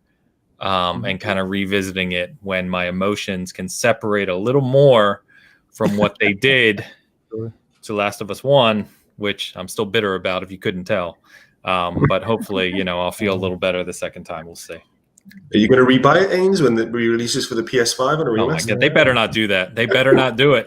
It's Sony, they're going to. They better not. $10 factions upgrade. Yeah. All right. The next category, another strong one here, a lot of big contenders, was for best storytelling. So the nominees here, best storytelling, were Last of Us 2, Kentucky Route Zero, which is the only category that it kind of got put into here. And the reason that was added is because, very highly recognized across the industry in storytelling. So Kentucky Route Zero, Cyberpunk 2077, Hades, Spider-Man Miles Morales, and Immortals Phoenix Rising. And the winner for best storytelling, I'm sorry, I have to find the award. The winner for best storytelling is Immortals Phoenix Rising. So from Ubisoft Quebec, Immortals taking home a few awards tonight. I got to say, like I said earlier, I haven't put a lot of time in this, so I actually didn't vote in this one.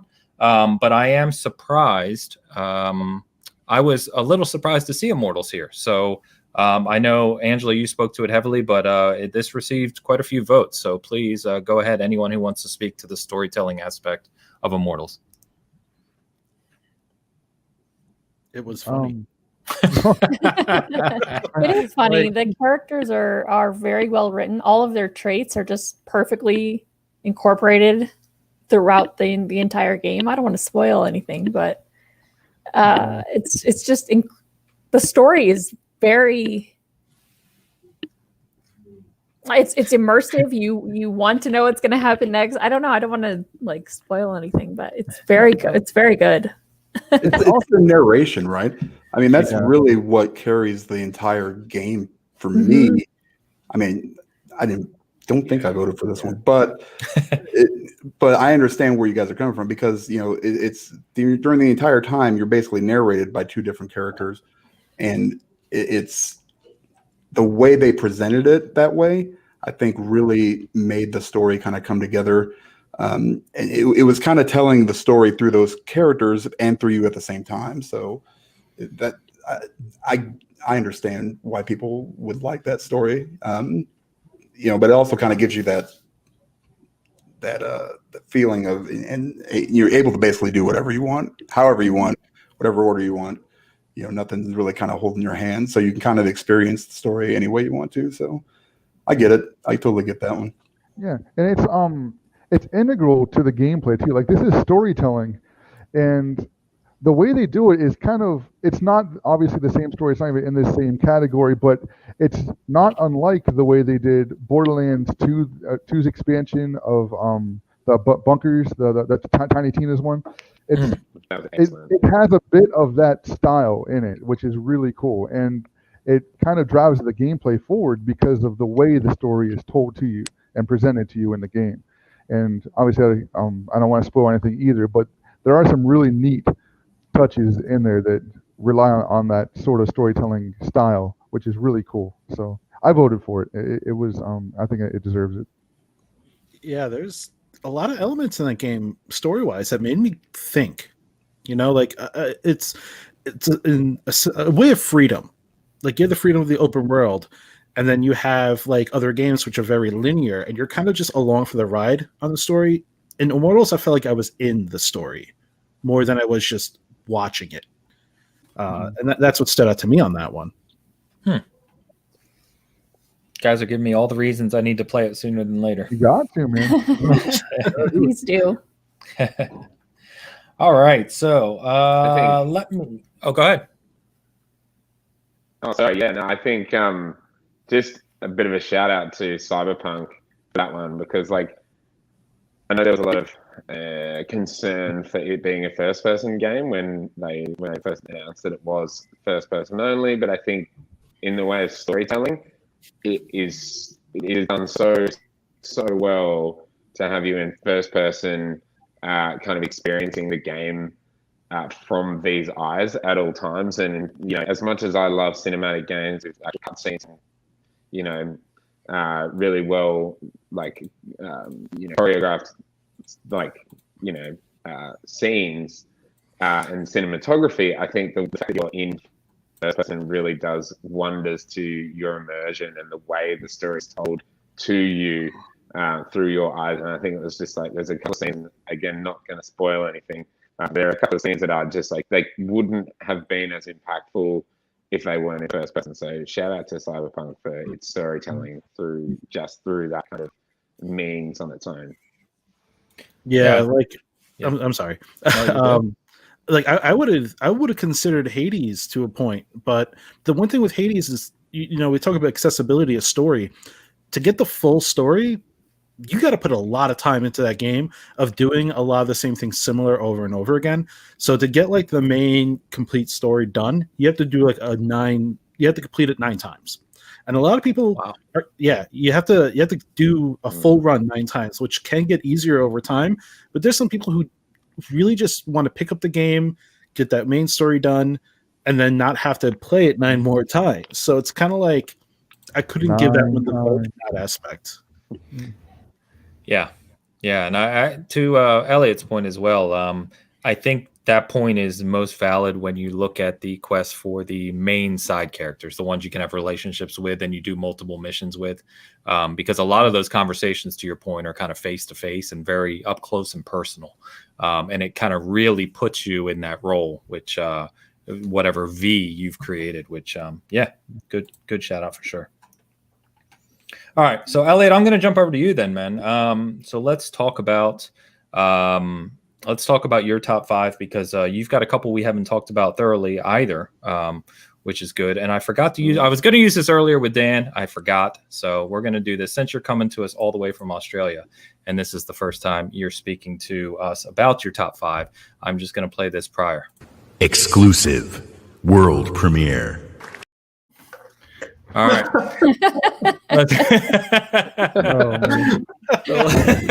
What is this become?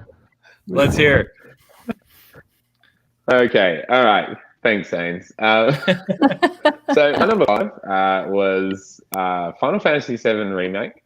I am a complete newbie to the Final Fantasy series, and I just I think it was a phenomenal game, even without the nostalgia. For me, it was, zero nostalgia, except, kind of knowing a bit about it, thanks to my partner, being a huge fan of Final Fantasy VII. The combat was incredible. The story was wild. The storytelling was really clever as well, and I thought that was super fun. And for me, as someone who doesn't ever play really JRPG at all, to pick that up and play it and really love it, and also watch my partner play it, was just testament to how good that game was. Number 4 was Wasteland. Oh shit, I can't remember. I got you. Wasteland.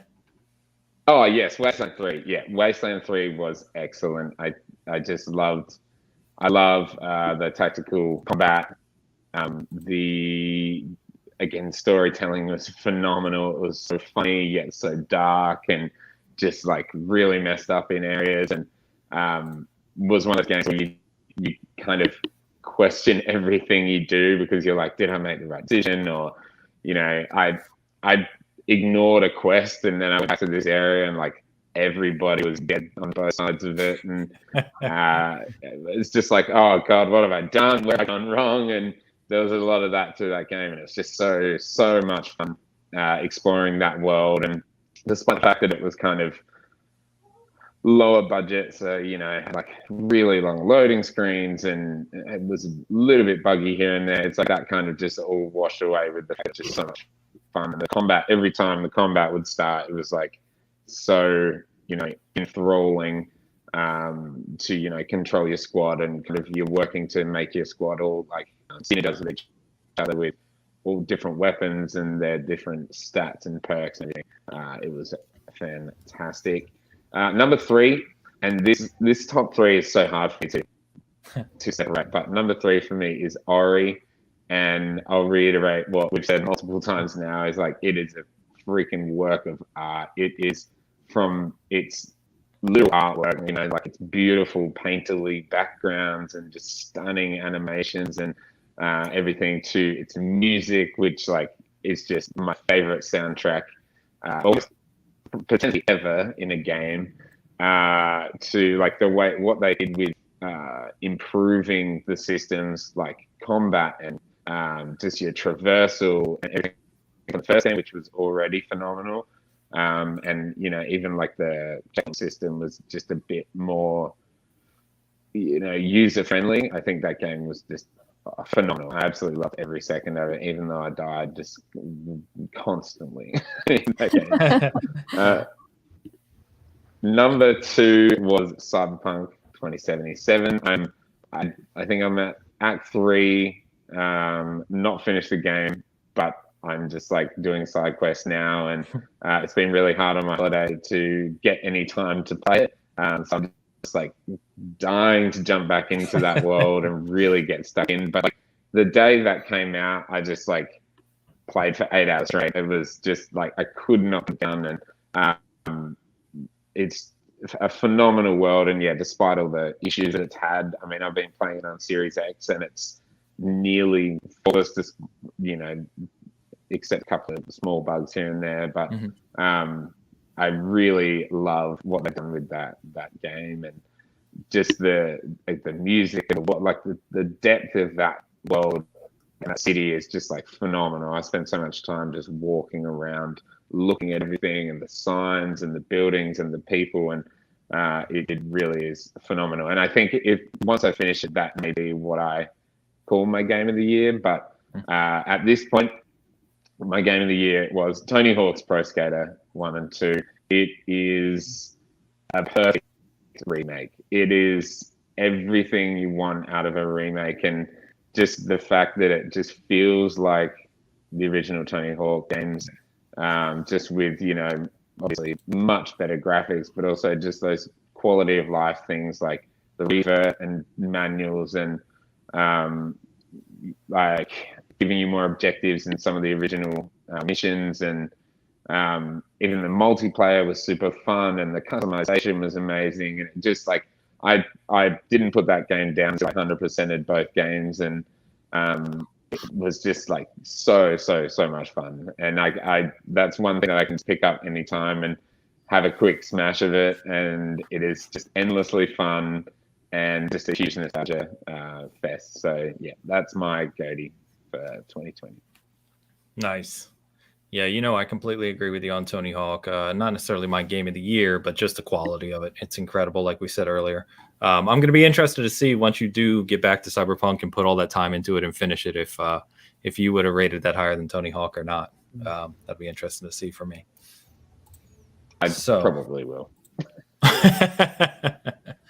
So, all right, I'll mention Ryan's picks as well, although we've talked about most of these games. So Ryan, who couldn't join us, Cloud, his fifth is Immortals, is on his list. His fourth is Cyberpunk. His third is Last of Us 2. So we've discussed all those games at length. Interestingly enough, he's the only one who had on his list number 2 was Fall Guys. So, Fall Guys was a big new IP this year, kind of took the world by storm, at least for a little while. Big game for streaming, big game for multiplayer. So I know tons of people had a lot of fun with that game this year. And then his top game of the year, which he said, I believe was, far and away for him, was Wasteland 3 as well, which I know we've talked about. And he just loved the RPG aspects of it and just the quality of that, I guess, the world and the decision making. So really, really cool. All right, so let me knock out a couple of these. We'll knock out these last few awards, and then I'll touch on a few games that I want to touch on for my top 5, although we've already talked about some of them. But we have the best new IP to cover, which is, essentially, obviously, a new IP. That goes pretty self-explanatory. So the nominees were Cyberpunk 2077, Hades, Mortal Shell, first time it appeared tonight, Ghosts of Tsushima, and Fall Guys. And again, winner by a good margin here was Cyberpunk 2077.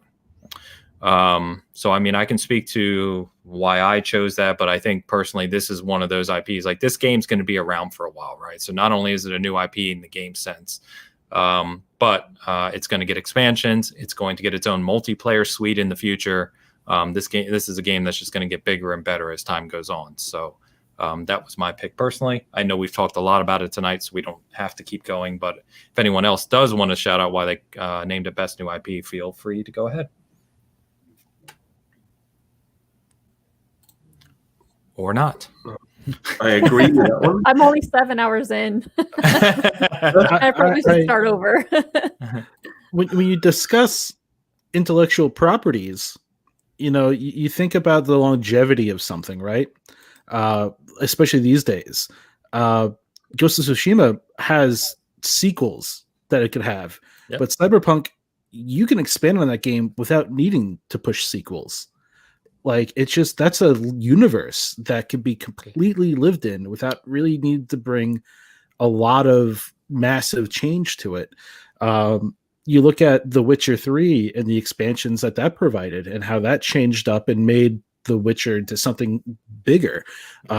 you can only see that happen with their follow-up with Cyberpunk. Yeah. So when I think about new IP and the potential that it has, I think that game stood out as having more than any of the others. Well said. Yep. I think Cyberpunk would be great when they deliver what they actually promised in the trailers. Which could be said about 9 billion games, but yeah. Hype trained on that one, didn't it? But yes, it's good as it is. But to Steve's point, I think it's going to be that'll probably morph into a service eventually. Yeah, I think they've specifically said that's what their multiplayer is going to be, a separate platform, basically. It's going to be a GTA Online type thing, It is. Yeah. There's no doubt in my mind. Yeah. One thing that flying car hits me. One thing I want to say quickly is that game's been hyped for years, and it's been building and building and building that anticipation, and it's still come out, and for people to still love the game even though the hype level was ridiculous. I mean, the only thing people really have an issue with is all the bugs. I mean, there's a lot of bugs that need squashed, but that's really the issue. Everyone who's hating on the game, it's the bugs. Once those get squashed, it seems like, I mean, the game is going to be, I mean, it's already beloved by so many people in gaming, and this is with all the hype up there. Usually in games, that tends not to go that way. When it gets overhyped, it tends to crash. But, I mean, ironic choice of words, the crashes are, the bugs are the only issue the game really has. So once they get that ironed out, it'll be top of the walk. So yeah, when I can play longer than a half hour, it'd be great.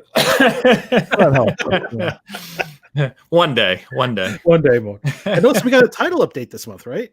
Yes. Yeah. They said major title update in January, major title update in February. So we don't know when, but we'll see. Yeah. Hassan, thank you very much, sir. He says Happy New Year, all. Good to see you, Hassan. Always a pleasure, mate. So we miss you, dude. Yeah. Yeah. All right. And then our final technical award for 2020 is the best game as a service. So kind of ongoing game, most improved. There was a number of kind of names you could go with here, but a lot of nominees in this one just because it's becoming kind of a larger category.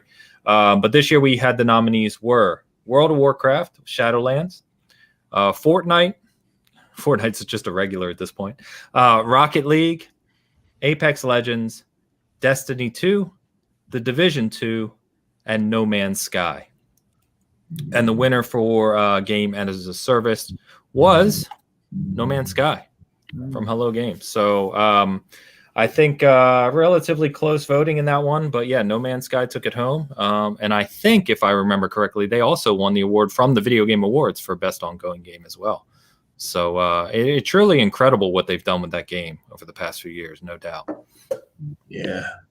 There's another game that was hyped and didn't deliver, and then they had to change it on the fly. Yeah, very true.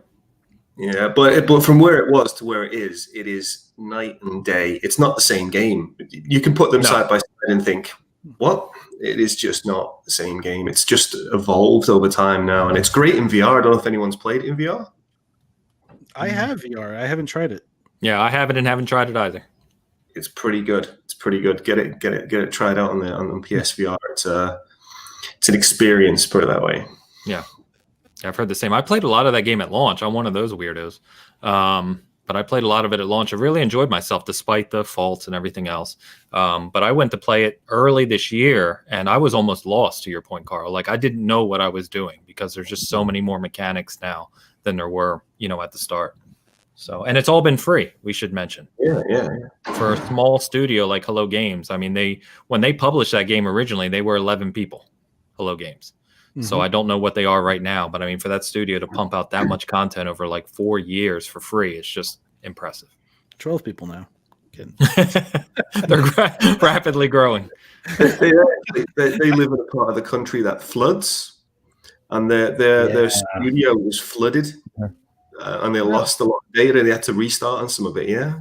I did not know that. Didn't know that. Apparently, they also didn't know they were going to win the award. So, like, they announced it, and Sean Murray was like, "What?" Oh man, yeah. Sean Murray is so passionate, though. When you talk about someone who's passionate about their game, and just to see where, as you've said, where the game was and how far it's come along, how much they've added to it. I mean, I wish we'd see more passion like that in a project. I mean, they're not just doing that to make money; they're doing that to get the game right, to make the game that they originally wanted to make, and it's fantastic to see. Yeah, it's probably better than what they originally thought. They've put that much into it. That's true.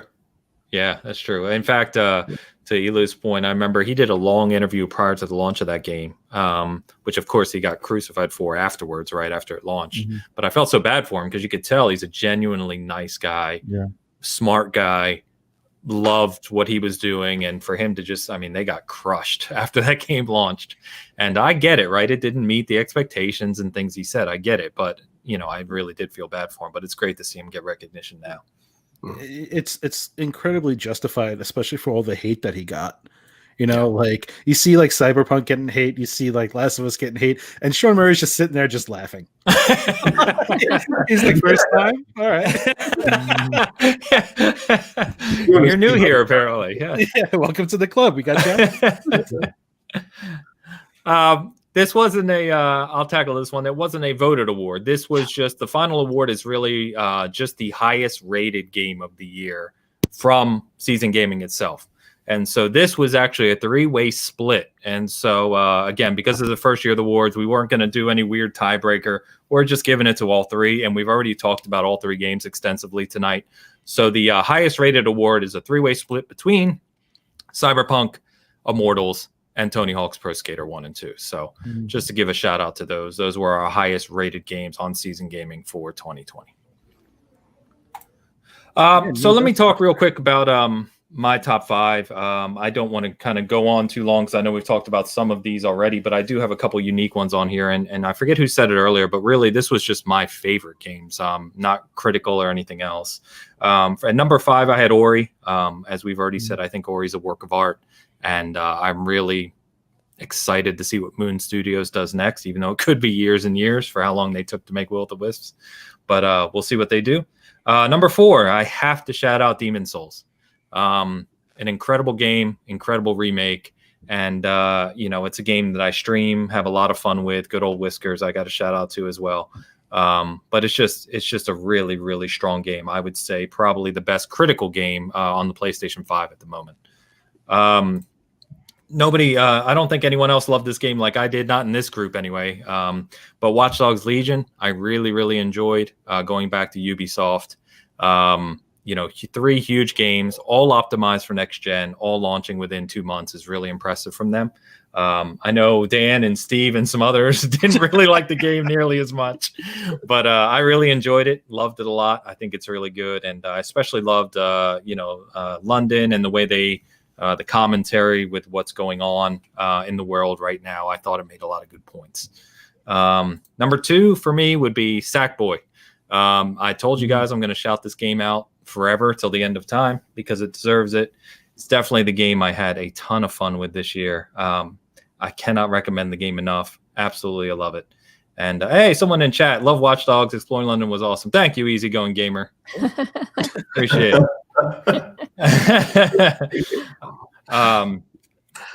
Sackboy, yeah, just absolutely charming game. No game all year long that I played made me laugh and smile more than Sackboy, bar none, not even close. And then lastly, I think you guys already know my game of the year is Cyberpunk. Just, you know, if it didn't hit every high note that I wanted it to, it still hit damn near most of them with some surprises and some brilliant stuff along the way. So, yep, truly enjoyed it. So like I said, I think between us, we had 22 different games listed in our top 5s, which is awesome. A lot of different love for different franchises and games. And it's just an incredible year, man. I'm really not surprised, but I think given the state of the world and given the state of COVID and the pandemic and everything, the amount of quality that was delivered throughout the year, which Elu, I think you mentioned earlier, is just amazing what we saw in 2020. And what we're looking at in front of us in 2021 looks to be as good, maybe even better, which is just incredible as well. So fantastic year for games. And it's been an absolute pleasure getting to talk about them and write about them and everything with you guys all year. So that's my piece. Anyone else want to give some closing comments on 2020? Good, yeah, just get the fuck out of here, 2020. Yeah, gaming, great. Everything else. Everyone has mixed feelings about the year, right? I have had a totally different experience in the worst years that we have, as a society, have called the worst years. Me too, Steve. My year was absolutely incrable, and I almost feel guilty about it. Yeah, I am that way. 2016, everyone's like, screw 2016 because a bunch of actors died. But that was the year I got married, and it was awesome. 2020, everyone's like, this year sucks because all these things. I know it sucks, and I know we lost a lot of people. But it was the birth of my daughter. I got a great job. I started writing with Season Gaming. It was a good year for me. But I know that carries a lot of weight. But we got a lot of great games from people that were equally compromised in their own ways. And I think that is a testament to the growth of not just the way that Season Gaming does things, but the way that others work so hard to give us what they think we would enjoy. So I think that when it comes to games and things like hype and companies, we tend to forget that they're people too. And I think that this year, especially as 2020 closed, we finally understood that these are people who have their own lives, and they are trying to do what they can to give us something to enjoy. And, I think that is something worth mentioning, like, a lot, constantly. Yeah, that's awesome. Well said. Yeah. Well said for sure. Yeah, it's very easy to look at the bad stuff, and obviously 2020 had some bad stuff. There was a bunch to look at there, but there's a lot of good that we can look at, and I don't think we need to feel guilty about that. There was, I think every one of us can look at something good that happened in 2020 as well, and gaming is definitely one of those highlights that happened. So, there's the bad. You take the bad and the good. There was more bad in 2020 than a lot of years, just because it had overarching things that affected everybody in the world, obviously. But there's a lot of good that happened too. So, everyone's excited about 2021 being here, and so am I. But 2020 wasn't all bad. There was bad, but there's good too. So let's remember that too. You said you take the good, you take the bad. I thought you were breaking into a theme song. No. You can tell us about the facts of life. I won't go into it. I'm going to get a couple super chats real quick. Bear with me. Gamer Graham Whiskers for best remake character 2020. The reason that wasn't a category is he locked that down. There's no competition. So he doesn't need both. Whiskers he took the trophy and ran away with it. Can't even stop him. So Pompa's here with his $5 super chat. Great award show. Agree with everything positive for Cyberpunk.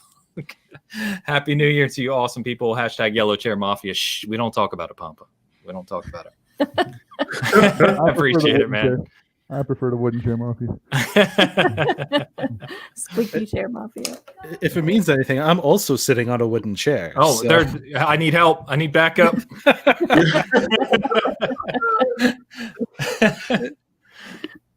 Anything else for 2020, guys? Anyone else?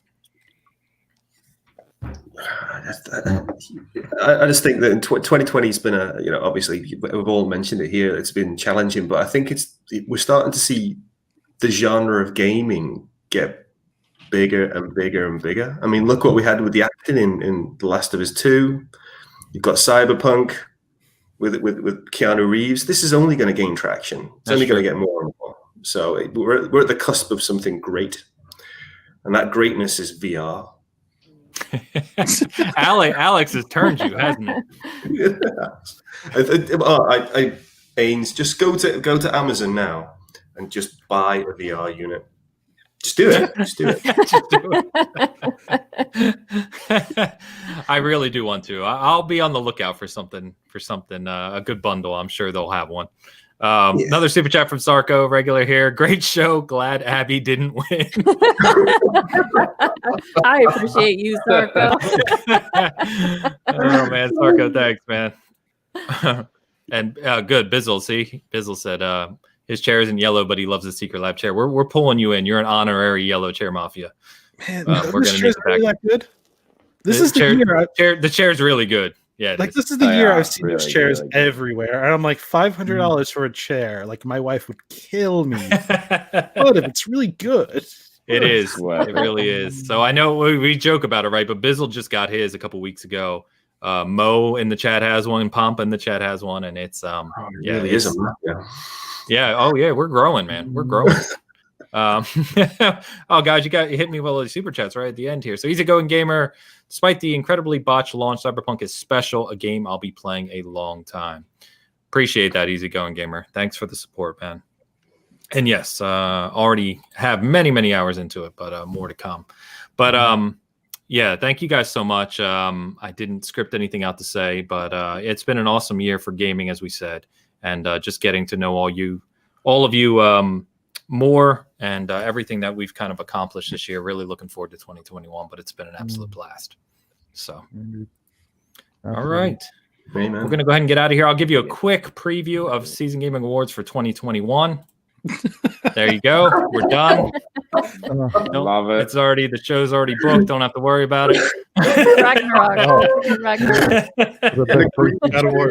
Yo, God of War and Halo in the same year with both those characters in Fortnite. I mean, come on. Hey, yeah. Come on. I don't think we're going to see God of War in 2021. I just have a feeling about that. I don't think so. We've talked about it, right? We could go on about it. I don't think so either, unless it's a shortened game like Miles Morales, right? Unless they compress it. But I don't. But anyway, that's a whole nother thing. But yeah, I mean, as we said, 2021, we're looking at Halo, God of War, Horizon, a whole bunch of stuff I'm not going to think of off the top of my head. Right? Probably game of the year right there. Yeah. There's going to be a million. Cancel Elu Spook. Cancel. I'm with Elu on Monster Hunter. All right, ride or die. Ride or die, Monster Hunter. So good. All right, guys. Thank you, chat.